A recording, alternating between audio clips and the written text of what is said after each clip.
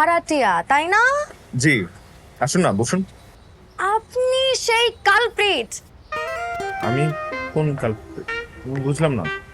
মানে এতদিন এই পুরো ছাদটা আমার দখলে ছিল। বাবাকে বলেছিলাম এই ছাদটা যেন কাউকে ভাড়া না দেয়, এই রুমটাতে আমি থাকবো। আমার মতন করে আমি সুন্দর করে একটা পুরো ছাদ জুড়ে একটা জগৎ বানাবো। কিন্তু আপনি এসে শেষ মুহূর্তে একটা বাগড়া বাজায় দিছেন। দেখুন, আমি তো আপনাদের পারিবারিক বিষয় নিয়ে অবহিত ছিলাম না আসলে। আসলে আপনাকে দোষ দিয়েও তো লাভ নেই, কিন্তু এই পুরো ছাদে তো দখল আপনাকে দেয়া যাবে না। হ্যাঁ, দরকার। আমি যখন ছাদে আসব আপনাকে যেন আমি না দেখে এই ছাদে হাঁটাহাঁটি করতে। আর এই যে গাছগুলো দেখছেন, এই সব গাছে আমি রোজ নিজের হাতে পানি দেই, নিজের হাতে যত্ন করি।